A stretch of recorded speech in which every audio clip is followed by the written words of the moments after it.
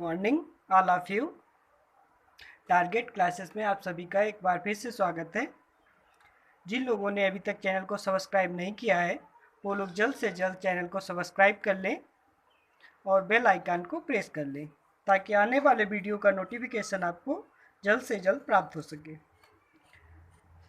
तो आज हम अपने पहले चैप्टर ठोस अवस्था से संकुलन क्षमता के बारे में विस्तृत रूप से चर्चा करेंगे। संकुलन क्षमता क्या होती है इसको हम सरल शब्दों में समझ सकते हैं। जैसे कि दिया गया है कि कोई एक बॉक्स छोटा सा 4 बॉक्स हमको दिए गए हैं। इस तरह से 4 छोटे छोटे बॉक्स हमको दिए गए हैं। प्रत्येक बॉक्स का जो आयतन है वो 4 घन सेंटीमीटर है। ठीक है, 4 छोटे बॉक्स है जिनका आयतन 4 घन सेंटीमीटर है। और अगर इन चारों छोटे बॉक्सों का कुल आयतन जब हम निकालेंगे तो कुल आयतन हमारा हो जाएगा 4 × 4 बराबर 16 घन सेंटीमीटर। इसी तरह से अगर कोई सवाल पूछ रहा है कि 4 छोटे बॉक्सों को यदि हम एक बड़े बॉक्स में जिसका कुल आयतन है हमारा 20 घन सेंटीमीटर, इसमें अगर इन चारों बॉक्सों को अगर इसके अंदर सेट किया जाए तो इसकी संकुलन क्षमता क्या होगी। कहने का तात्पर्य 4 बॉक्सों को अगर हम इस बड़े बॉक्स में अगर हम सेट करेंगे तो इसका कितना भाग जो होगा वो शेष बचेगा। तो इसको हम सरल भाषा में समझ सकते हैं। 20 घन सेंटीमीटर से अगर हम 16 घन सेंटीमीटर को माइनस कर देंगे तो 4 घन सेंटीमीटर हमारा भाग बच जाएगा। तो यही हमारी संकुलन क्षमता कहलाती है। कहने का तात्पर्य है कि जो हम गोले को छोटे छोटे गोलों को बड़े गोले के अंदर किस प्रकार से संकुलित करें कि उसमें कम से कम जगह बच पाए। कहने का मतलब छोटे बॉक्सों को उसके अंदर कम से कम स्थान में सेट करना होता है। इसको अगर हम प्रतिशत में निकालते हैं प्रतिशत संकुलन क्षमता तो इसको 16/20 × 100 बराबर 80%। कहने का तात्पर्य है कि ये जो बड़ा बॉक्स है वो 80% भरा हुआ है। तो 80% अगर भरा हुआ है तो शेष हमारा कितना बच रहा है 20%। तो इस तरह से किसी भी की संकुलन क्षमता जो वो निकालने को दी होती है उसको हम इस सूत्र के द्वारा निकाल सकते हैं। तो संकुलन क्षमता क्या होती है?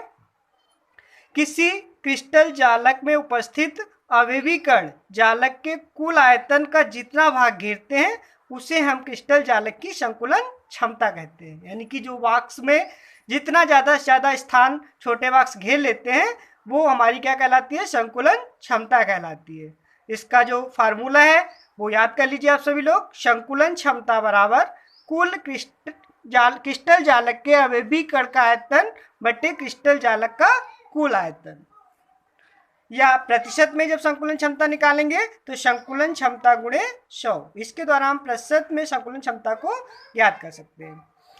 तो इसी तरह से पहले प्रकार की संकुलन क्षमता है जो हमारी सरल घनी एकक कोष्ठिका के लिए। तो जैसा कि हमको पता है कि जो हमारा ये घन होता है प्रत्येक घन के अवयवी कण जो होते हैं इसके कोनों पर उपस्थित होते हैं। तो सरल घनी एकक कोष्ठिका में प्रत्येक कोने का जो भाग होता है वो 1/8 होता है। अवयवी कण का भाग कितना होता है? 1/8। और कुल अवयवी कणों की संख्या कितनी होती है? 1 आ जाती है। तो यहाँ पर हम ये दो गोले हैं हमारे, इन दो गोलों के बीच में जब हम निकालेंगे तो इसके मध्य की जो त्रिज्या है यानी एक पहला गोला इसकी त्रिज्या स्मॉल r और ये दूसरा गोला उसकी त्रिज्या भी स्मॉल r। तो इस तरह से जो कोष्ठिका के कोर की लंबाई है a, ये कोष्ठिका के जो दोनों अवयवी कण हैं इनकी कुल लंबाई कितनी है? a। तो a बराबर किसके होगी? 2r के। तो कोष्ठिका के कोर की लंबाई जो है वो किसके बराबर है? 2r के। तो प्रत्येक कोष्ठिका में अवयवी कणों की संख्या जो होती है वो कितनी होती है? जब इसके कोनों पर अवयवी कण उपस्थित होते हैं तो 8 × 1/8 यानी कि कुल अवयवी कणों की संख्या आ जाएगी 1। और गोले का आयतन का फार्मूला होता है 4/3 πr⁴। तो घन का आयतन हो जाएगा हमारा a⁴। तो a का मान हमारा था 2r, a का मान यहाँ पे रखेंगे तो 2r⁴ ये हो जाएगा हमारा 8r⁴। इसी तरह से संकुलन क्षमता का फार्मूला लगाएंगे गोलक का आयतन बटे घन का आयतन। तो गोलक का आयतन हमारा कितना आया था? 4/3 πr³ बटे घन का आयतन था हमारा 8 आर की घात 3। 4 से 8 को काट देंगे, 4 1 4, 4 दूनी 8। यहाँ बच गया हमारा पाई, और आर की घात 3 से आर की घात 3 कट गया, नीचे बच गया हमारा 3 दूनी 6।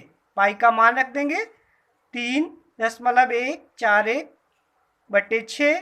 6 से जब इसमें भाग करेंगे तो ये मान आ जाएगा हमारा 0.524।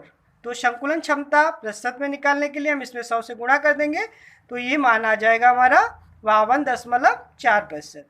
तो इसमें कुल रिक्त स्थान हमारा हो गया 100 माइनस 52.4, यानी कि संकुलन क्षमता आ जाएगी हमारी 47.6%, या इसको हम डायरेक्ट लिख सकते हैं 48%। तो इस तरह से हम सरल एकक कोशिका की संकुलन क्षमता ज्ञात कर सकते हैं।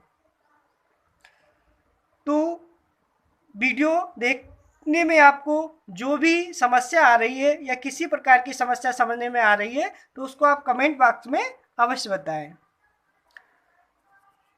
दूसरे प्रकार का हमारा है फलक केंद्रित घनी एकक कोशिका के लिए। ये हमारा था सरल घनी एकक कोशिका के लिए, दूसरा है हमारा फलक केंद्रित घनी एकक कोशिका के लिए। फलक केंद्रित घनी एकक कोशिका में क्या होता है, जो अवयवी कण होते हैं वो कोनों के अतिरिक्त प्रत्येक फलक के केंद्र पर भी उपस्थित होते हैं। तो इस तरह से जब प्रत्येक फलक के केंद्र पर भी अवयवी कण उपस्थित होते हैं तो ये जैसे कि ये 2 अवयवी कण हैं, इसके बाद एक फलक के बीच में, तो ये जो गोले बनेंगे, ये एक गोला, ये एक, ये और एक ये, इसको इस बाई फिगर से समझ सकते हैं। इसमें जो इसके बीच की जो त्रिज्या हो जाएगी वो पहले गोले के लिए ये आर स्मॉल, दूसरे गोले के लिए ये आर हो जाएगी, और फिर ये आर, और चौथे गोले के लिए ये आर, यानी कि पी क्यू बराबर हो जाएगा हमारा R plus R plus R plus R, यानी कि 4r। ठीक है, पाइथागोरस प्रमेय से इसको समझ सकते हैं। कर्ण स्क्वायर बराबर आधार स्क्वायर प्लस लंब। ये हमारा आधार है, ये लंब है, और ये कर्ण है, यानी कि पी क्यू स्क्वायर बराबर S Q square plus P S square. चूँकि हमको पता है एस क्यू बराबर ये इसका मान ए है और पी एस का मान भी ये ए है, तो इन दोनों के मान रखने पर पी क्यू स्क्वायर बराबर हो जाएगा हमारा ए स्क्वायर प्लस ए स्क्वायर, या पी क्यू बराबर हम इसको लिख सकते हैं अंडर रूट ए स्क्वायर प्लस ए स्क्वायर। तो पी क्यू बराबर अंडर रूट 2 इंटू ए, समीकरण 1 से और समीकरण 2 से। समीकरण 1 से पी क्यू का मान रख देंगे यहाँ पर, ये आ जाएगा हमारा 4r, और यहाँ पे समीकरण 2 से a अंडर रूट 2, या इसको हम लिख सकते हैं r बराबर a अंडर रूट 2/4, समीकरण 3 बन जाएगी। एकक कोशिका का जो कुल आयतन होता है वो होता है भुजा गुणे भुजा गुणे भुजा, यानी कि 1 की घात 3। अब यहाँ पर हमको a का मान रखना है। a का मान जो था हमारा वो कितना आया, ये इसमें a का मान आया था हमारा 4/√2r। तो a का मान जब हम यहाँ पर रख देंगे इसमें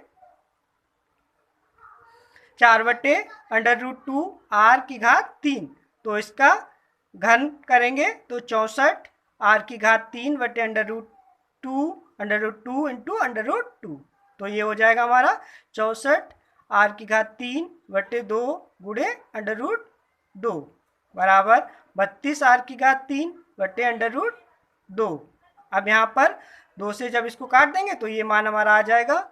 फिर एकक कोशिका में गोलों की संख्या, यानी हमको पता है कि प्रत्येक कोशिका के कोनों का मान 1/8 होता है, तो कोनों के लिए इसके अवयवी कणों की संख्या कितनी होती है, 1 आ जाएगी। ठीक है, और प्रत्येक फलक पर जब अवयवी कण उपस्थित होते हैं तो इसका होता है 6 × 1/2, यानी कि कुल अवयवी कण कितने आएंगे, 3। तो दोनों को मिलाने पर कुल अवयवी कण एकक कोशिका में आ जाएंगे हमारे 4।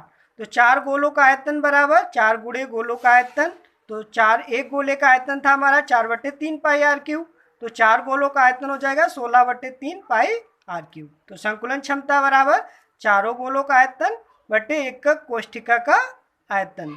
तो यहाँ पर चारों गोलों का आयतन का मान रख देंगे हम 16/3 पाई r3, और यहाँ पर हम रख देंगे एकक कोशिका का आयतन, जो ये हमने निकाला था ये।